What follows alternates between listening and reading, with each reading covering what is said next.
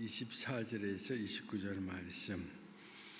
12제자 중에 하나로서 디두모라 불리는 도마는 예수께서 오셨을 때에 함께 있지 아니한지라.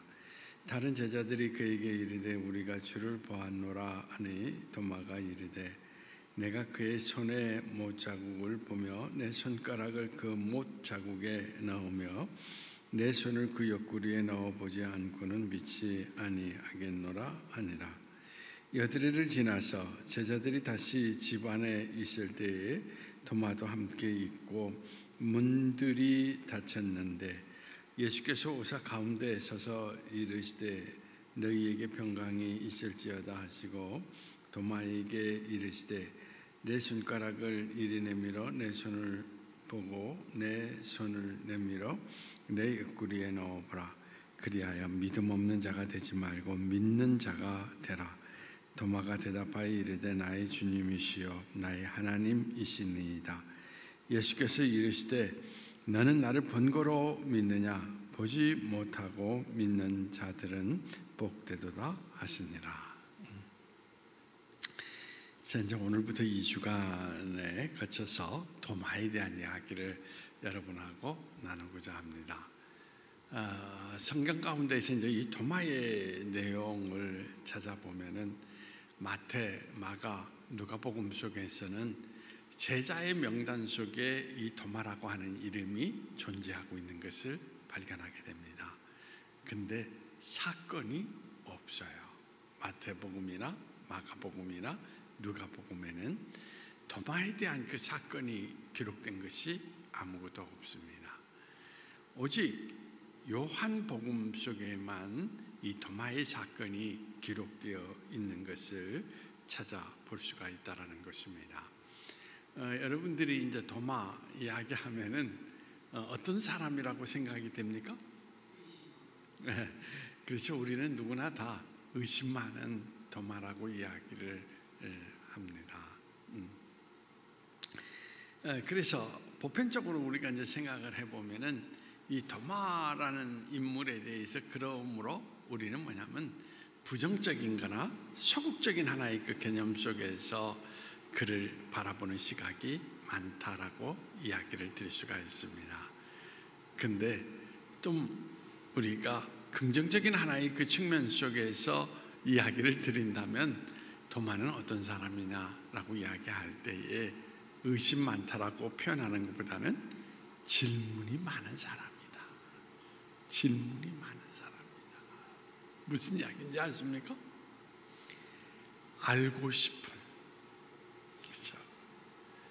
알고 싶은 내용을 그가 늘 안고 있었던 사람이다. 그래서 의심이라고 하는 그 측면 속에서 도마를 바라보기보다는 우리는 도마는 자기가 가지고 있는 것에 대해서 답을 얻기 위해서 질문이라는 과정을 통하여서 그가 어떻습니까? 그 해답을 찾는 사람이었다라고 이야기를 드릴 수가 있다라는 이야기인 것입니다. 자, 그런데 이제 그의 이름에 대한 이야기인데 오늘 그 성경 본문 가운데에도 사실은 여기에서 도마라고 하는 그 이름에 대한 이야기를 언급을 할 때에 디두모라 불리우는 뭐라고 그랬습니까? 도마다라고 이야기를 하고 있습니다. 그러니까 디두모라고 하는 것도 도마의 이름이고 도마라고 하는 것도 이름이라는 이야기인 것입니다. 그런데 이 디두모라고 하는 이름은 우리가 역사적으로 그 살펴보면은 어디 말이냐라고 이야기를 할 때에 바로 디두모는 헬라어라고 이야기를 드릴 수가 있습니다. 그리고 도마라고 하는 이름은 어느 말이냐면 아람어였다라고 이야기할 수 있는데 아람어라고 하는 것은 그 당시로 그 지방에서 썼던 하나의 언어라고 이야기를 드릴 수 있는데 아람어는 요즘으로 이야기한다면 시리아의 언어였다라고 이야기를 드릴 수가 있습니다. 우리가 이제 이런 것을 생각을 해보면은 어떻게 쉽게 이해를 할 수 있느냐? 왜 헬라어 이름과 아람어 이름 두 가지가 있을까라고 이야기한다면, 우리는 일정시대를 겪었습니다.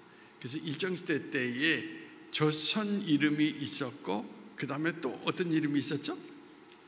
일본어로 된, 창씨의 명을 통해서 일본어로 된 이름이 있었다라는 것입니다. 그렇죠?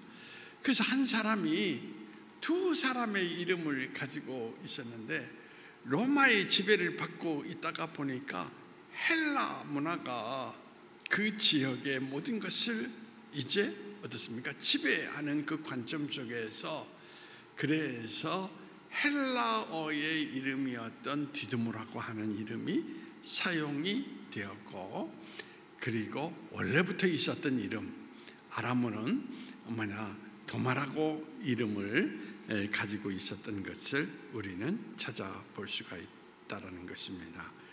그래서 디두모나 도마라고 하는 이름은 다른 이름이 아니라 똑같은 이름이에요.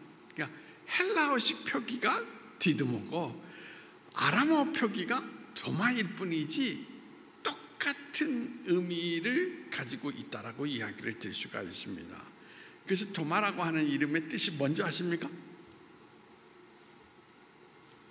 도마라고 하는 이름의 뜻은 쌍둥이라는 거거든요. 이 디드모라고 하는 것도 쌍둥이라는 뜻을 똑같은 겁니다. 그러니까 우리가 표현을 헬라어로 하느냐, 토속적인 언어인 아람어로 하느냐 뿐이지 내용의 뜻은 똑같다라는 이야기인 것입니다. 그러면 도마가 쌍둥이다라고 이야기를 한다고 이야기를 할 때에, 여러분 이름 뜻이 그러하다라고 이야기할 때에 아마 우리가 생각할 때에는 도마는 쌍둥이였다라고 생각할 수 있다라는 것입니다. 그런데 이 성경 속에서 등장하고 있는 사람은 오직 한 사람밖에 등장이 안 합니다. 또 한 사람의 이름은 성경 속에서 그 흔적을 찾아볼 수가 없다라는 이야기인 것입니다. 한 사람은 예수님의 제자가 되어서 생애의 길을 걸어갔지만, 한 사람은 전혀 등장하지 않는다라는 것은 어떤 의미를 가지고 있느냐라고 이야기할 때에, 그는 아마 예수님과는 먼 거리에서 살았던 인물이 아닌가라고 이야기를 드릴 수 있다는 것입니다. 그렇기 때문에 우리가 한 배에서 태어났다라고 한 길을 걸어가는 건 아니다라는 겁니다. 그래서 여기에서 생각할 수 있는 이야기가 뭐냐면, 그런 이야기가 생각이 납니다. 예수님께서 말씀하실 때에 두 사람이 맷돌 가다가 한 사람은 어떻습니까? 들림을 받았고 한 사람은 버림을 당하였다라고 이야기를 하고 있거든요. 그렇기 때문에 여기서 우리가 생각할 수 있는 것은 뭐냐면, 내가 예수를 믿는다라는 것은 하나님의 특별한 은혜의 뭐가? 사건이다라는 것입니다.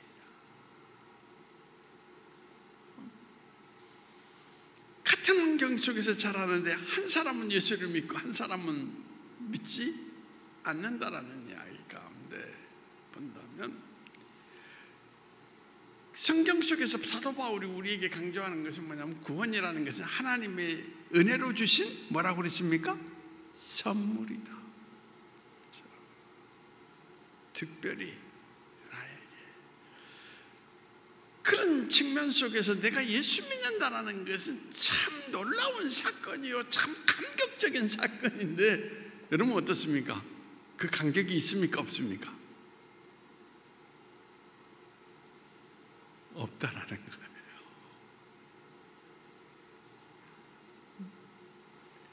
성전에 나와서 예배를 드린다라는 거 생각을 해보세요.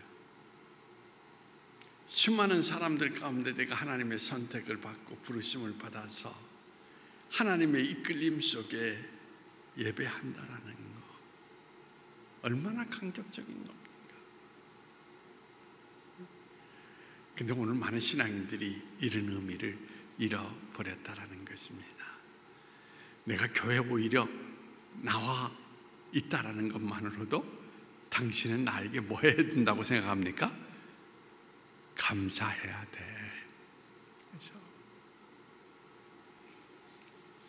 은혜의 선물로 내가 그리스도의 사람이 되었다라는 감격은 어디론가 사라지고, 그렇죠? 내가 하나님을 믿어준다라는 것에 대해서 감사해야 돼. 이건 엄청난 차이가 나타난다라는 것입니다.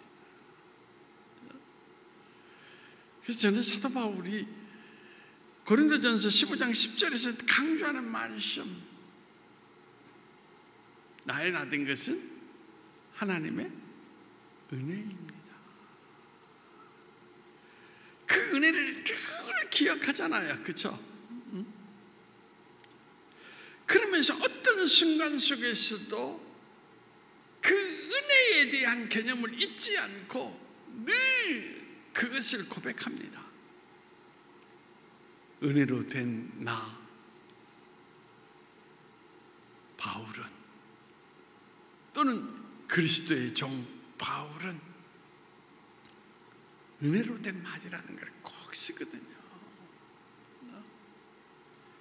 그걸 잊지 않았으면 좋겠어요. 예수 믿는다라는 것을 여러분들이 아무런 감각 없이 정말 예수를 믿는다는 그 자체에 대해서 느낌도 없이 믿는다는 것은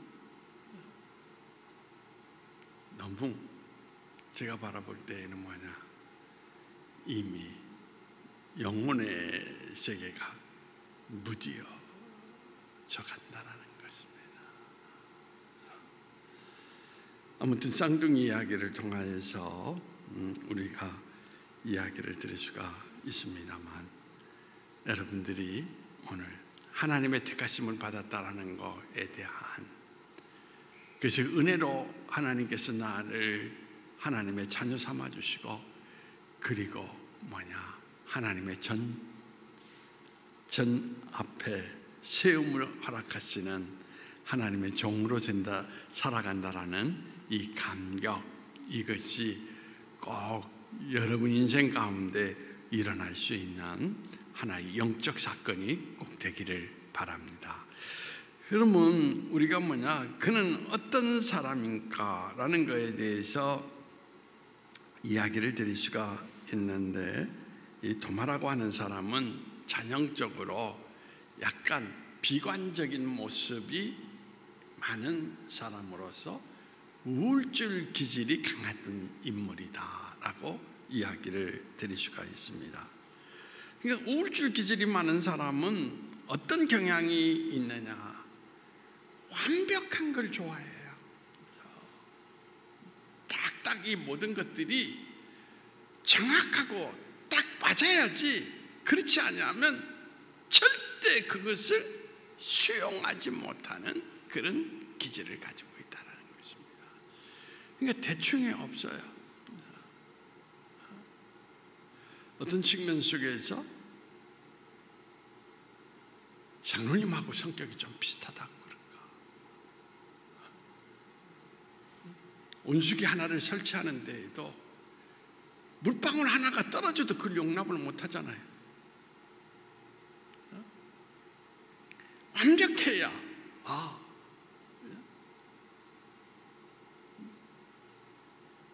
그런 하나의 모습을 가지고 있었던 인물이기 때문에 늘 어떤 형태의 모습을 가지고 살아가느냐, 모든 개체들을 바라볼 때마다 이것은 어떻게 되어 있을까, 어떤 구조로 만들어졌을까, 그것을 늘 관찰하고 연구하는 사람, 기질을 가지고 있었다라는 것입니다.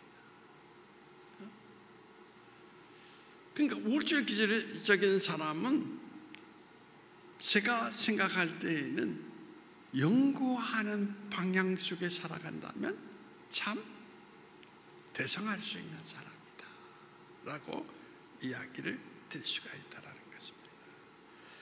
그럼 그 사람의 기질을 오늘 이제 이 세 가지 가운데 좀 더 살펴보고자 하는데, 요한복음에서 그 사람의 사건을 세 가지로 나타나주고 있는 것을 찾아볼 수가 있습니다. 자, 여러분 요한복음 11장을 한번 보실까요? 요한복음 11장.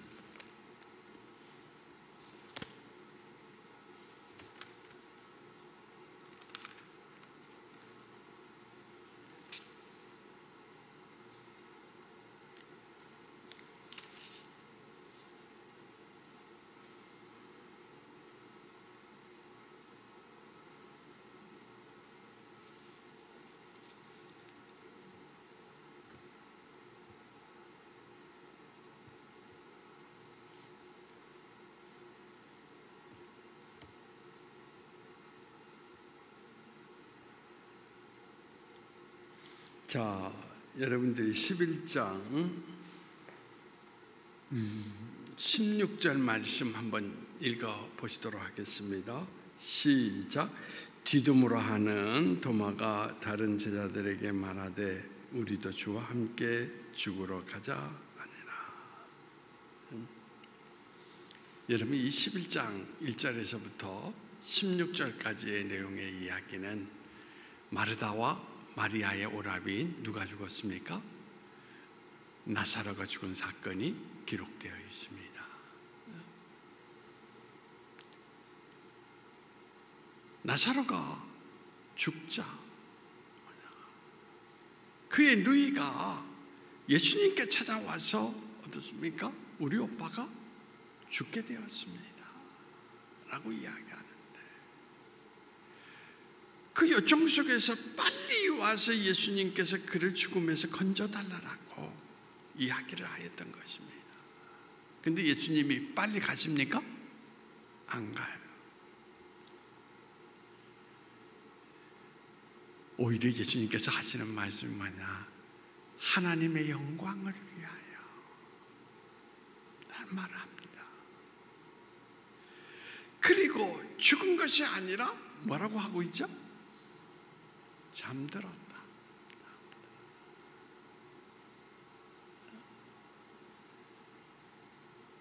그런데 이제 예수님이 제자들과 함께 길을 걸어가는데 제자들이 그 말의 뜻을 이해합니까? 못합니까?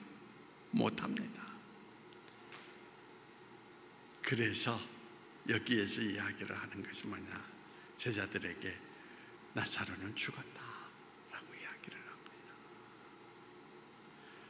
그랬더니 이 도마가 예수님의 그 이야기를 듣고 예수님이 가장 사랑했던 한 사람이 죽었는데 우리도 가서 그와 함께 어떻게 하자? 죽자.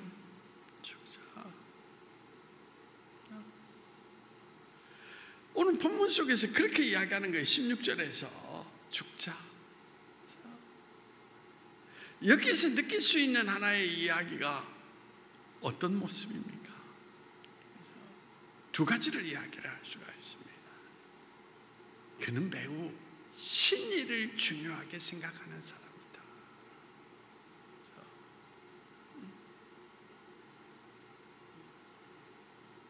저 사람이 죽었는데 어떤 마음이 가지고 있습니까? 내가 저 사람 없이 산다라는 것이 무슨 의미가 있을까? 그렇잖아요. 나도 저와 함께 죽는 것이 오히려 모든 사람들이 바라볼 때에 아름답지 않겠는가? 라는 이야기죠.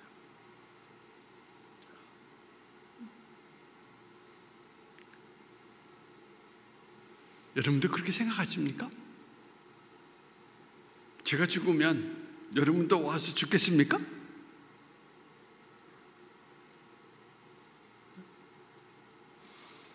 그러니까 이처럼 우울질적인 사람은 많은 사람을 사귀지 않아요. 그런데 사귀었던 사람과는 철저하게 어떤 모습입니까? 하나된 동체의 모습으로 산다라는 것입니다. 그리고 여기서 또 한 가지 생각할 수 있는 것이 뭐냐? 죽음이라는 것이 얼마나 두려운 것입니까? 그렇죠? 근데 그런 죽음을 불사하고, 다른 말로 표현한다면 용기 있는 사람이다 라는 것입니다.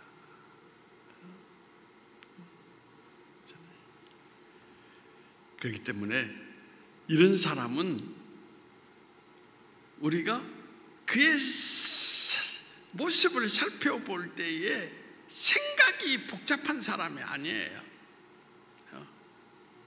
생각이 단순한 사람입니다. 생각이 많은 사람은 결정적인 순간에 용기를 가질 수가 없어요. 그러면서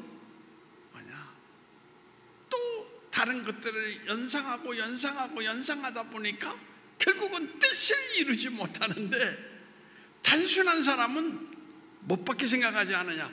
하나밖에 생각하지 않기 때문에 이런 사람들은 하나님이 계시가 뭐 딱 임하면 그냥 그 순간에 그 모든 것들을 결정하고 길을 걸어가는 사람들입니다. 그래서 예수님의 제자들은 보편적으로 제가 볼 때에는 그렇습니다. 예수님이 그렇잖아요. 제자들 보고 버리고 나를 따라오라 하면 그 즉시 따라가잖아요. 그렇죠? 생각이 복잡한 사람이 아니에요. 단순한 사람이에요. 근데 부자 청년은 생각이 단순합니까? 복잡합니까? 복잡한 사람이에요. 복잡한 사람은 못 따라가요. 어떤 분이세요? 복잡합니까? 단순합니까?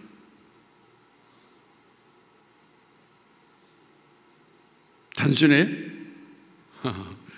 그렇죠. 그래서 역사라는 것은 단순한 사람들의 용기를 통하여서 이 땅에 변화를 가져온다라는 거, 그것을 여러분들이 이해하면 좋겠다.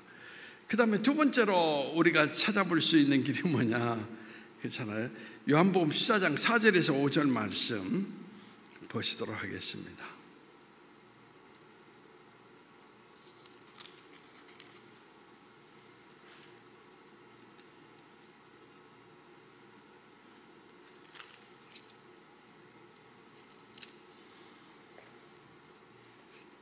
자, 같이 읽어보시도록 하겠습니다. 시작. 내가 어디로 가는지 그 길을 너희가 아느니라.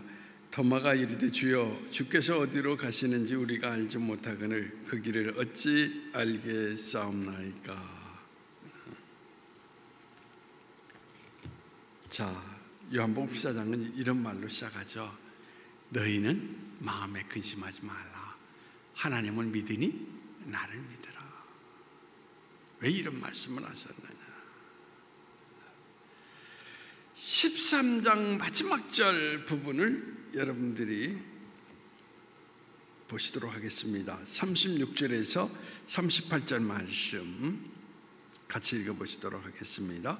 시몬 베드로가 이르되 주여 어디로 가시나이까? 예수께서 대답하시되 내가 가는 곳에 내가 지금은 따라올 수 없으나 후에는 따라오리라. 베드로가 이르되 주여 내가 지금은 어찌하여 따라갈 수 없나이까? 주를 위하여 내 목숨을 버리겠나이다. 예수께서 대답하되 내가 나를 위하여 내 목숨을 버리겠느냐? 내가 진실로 진실로 내게 이르노니 닭 울기 전에 내가 3번 나를 부인하리라. 예수님이 뭐라고 이야기하고 계십니까? 나는 십자가를 지고 이제 너희를 위해서 죽으러 간다. 그 이야기거든요. 그런데 예수님이 어디론가 가신다라고 이야기할 때 제자들은 이제 우리는 어떻게 되지? 불안 속에 사로잡혀 있었다라는 것입니다. 이제 우리는 여기에서 끝나는 거야? 라고 생각하면서, 그래서 예수님께서 너희는 마음에 근심하지 말라, 이 말씀을 하신 거예요. 좀 더 이야기하면 그렇잖아요. 내가 너희를 위해서 모든 것을 예비한 후에 다시 와서 너희를 데리고 가리라 라고. 그런데 베드로는 참 성격이 급한 사람이에요. 아닙니다. 나는 내 목숨이 끊어지는 한이 있더라도 어떻게 하겠다고? 예수님을 따라가겠습니다.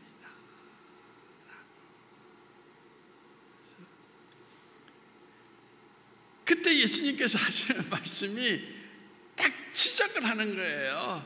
아니야, 너는 닭이 3번 울기 전에 나를 어떻게 하리라?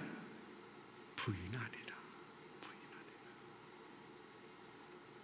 여러분, 강한 사람은 소리 치지 않습니다. 큰 소리 치는 사람은 사실은 요란한 꽹과리와 같아서 실질적인 행동에 있어서는 어떤 모습입니까? 나약한 모습을 드러낸다라는 것입니다.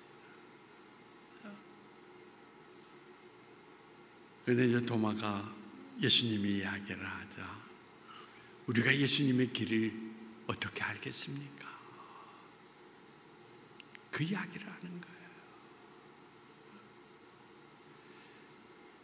그래서 그 가는 길을 내가 안다면 가겠는데 라는 이야기. 예수님이 가는 길이 어떻습니까? 여기에서 그렇잖아요. 강조하는 것이 뭐냐? 그래서 내가 알 수 있도록 가르쳐 주십시오. 그러니까 이해가 안 되면 이해가 될 때까지 계속 질문을 던지는 거예요. 그것이 구체적이고 확실해야 어떤 사람이다? 만족감을 얻는 사람이라는 이야기인 것입니다. 그렇잖아요. 대충 넘어가는 것이 없어요. 그렇잖아요. 그렇잖아요. 아무튼 그는 어떤 거냐, 정확하게 그 모든 길을 자기가 직접 눈으로 보고 느낄 수 있어야 예수님의 말씀을 어떻습니까? 받아들이겠는데. 그래서 사실은 저는 여러분들이 그렇습니다. 성경을 공부할 때나 성경 읽을 때 도마의 기질이 필요한 거예요. 그렇지 않습니까? 그냥 대충 읽어가는 게 아니라 이 말씀이 내게 주시는 뜻이 무엇일까를 계속 어떻습니까? 이해될 때까지 계속 하나님께 질문을 던지고 기도하면서 그리고 또 가야지. 심양말로 그렇지 않으면 우리 신앙은 맹탕이 될 수밖에 없다라는 이야기죠. 저는 그래서 도마의 기질이 나쁘다고 생각하지 않습니다. 확실하게 경험하고 확실하게 이해해서 확실하게 주님과 함께 길을 걷고 싶습니다라는 고백을 여기에서 나타내주고 있는 것을 찾아볼 수 있다라는 것입니다. 저도 여러분이 이러한 모습이 있기를 바랍니다. 그렇죠? 그냥 모르는데도 그냥 넘어가는 게 아니라, 그렇죠? 모르면 모른다고. 그래서 신앙이라는 것은 여러분들에게 강조하고 싶은 것이 뭐냐면 제발 여러분 정직하라는 것입니다. 다른 제자들은 아무 말이 없잖아요. 그렇죠? 오히려 뭐 예수님이 어디로 가는지도 모르면서도 그냥 따라가겠다라고 막 큰 소리를 치지만 도마는 그렇지 않잖아요. 그렇죠? 도대체 그 길이 어떤 길입니까? 그 길을 알려주십시오. 나는 모릅니다. 근데 다른 제자들은 아는 체 하면서도 결국은 어떻습니까? 전혀 다른 이야기를 하고 있거든요. 신앙이란 여러분들이 뭐냐? 정직한 것이 중요하다. 그래서 저는 찬송 가운데에서 이 모습이, 이 찬양이 참, 내 모습 이대로 주 받으옵소서, 날 위해 돌아가신 주. 그래서 내 모습 이대로, 내 모습을 꾸미지 않습니다. 그냥 있는 모습 그대로 보여주면서 받아달라고. 여러분들이 오늘도 이러한 도마의 깊은 마음을 헤아리고 그것을 나의 삶 속에 적용할 수 있는 그런 모습이 나타나기를 원합니다. 그 다음에 이제 세 번째로 뭐냐면은, 자, 20장, 요한복음 20장 24절에서 25절 말씀입니다.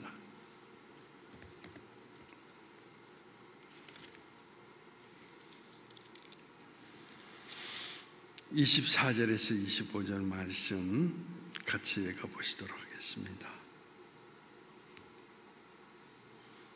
자, 12 제자 중에 하나로서 디두모라 불리우는 도마는 예수께서 오셨을 때에 함께 있지 아니한지라. 다른 제자들이 그에게 이르되 우리가 주를 보았노라 하니 도마가 이르되 내가 그의 손에 못자국을 보며 내 손가락을 그 못자국에 넣으며 내 손을 그 옆구리에 넣어보지 않고는 믿지 아니하겠노라 아니라. 여기에 나타내주는 이야기가 무슨 이야기입니까? 예수님이 부활하셨는데 제자들에게 나타나셨습니다. 근데 그때 하필이면, 하필이가 아니라 하필이면 누가 없었어요? 도마가 없었어요. 그래서 도마가 나타나자 예수님은 떠나가셨는데 제자들이 예수님이 살아나셔 오셨다. 여러분, 가장 절친한 12제자가 이야기한다면 받아들일 수 있지 않아요? 근데 그게 아니에요. 인간이라는 것은, 그죠? 여기 계신 분이 3명이 다 계시지만은 내가 직접 보지 않으면 정말 그럴까? 그런 마음의 요소가 누구나 있다라는 것입니다. 그게 인간이라는 거예요. 만약에 그렇다면 저 목사님 거짓말하는 거 아닐까? 혹시 나에게 놀리려고 저렇게 말씀한 거 아닐까? 토마는 그래서 자기 모습을 그대로 고백합니다. 내가 옆구리에 손을 넣어보고 손바닥에 창자국을 확인하고 그래야 나는 믿겠노라.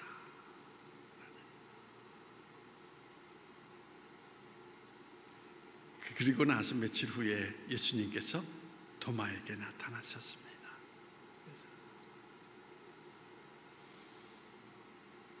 도마에게 이제 내 옆구리에 와서 손을 넣어보고 못자국을 확인하라.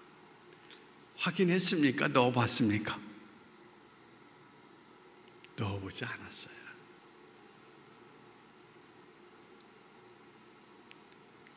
이처럼 도마라고 하는 사람은 철저하게 실증주의자다. 실제로 증거를 어떻습니까? 확실하게 나타내 주어야만이 그걸 받아들이는 사람이다 라는 이야기입니다. 여기서 우리가 이제 생각할 수 있는 것은 뭐냐면 도마의 이야기를 통하여서 실증주의자인 예수님이 부활하셨다는 것을 오늘 이 성경을 통해서도 우리에게 전해주고 있거든요. 그죠?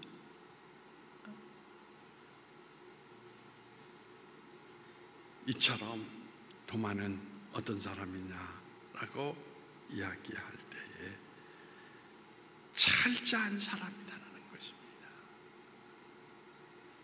그런데 예수님께서 자신의 인생의 모든 것들을 다 파악하시고 네가 옆구리에 손을 넣어봐야, 내 손에서 청자국을 확인해야, 그 말을 딱 하실 때 이미 어떻습니까? 예수님을 확인할 수가 있었다라는 것입니다. 그래서 도마는 옆구리에 손을 넣지 않고 바로 나의 주 나의 하나님이여 고백하는 모습을 찾아볼 수 있다라는 이야기인 것입니다.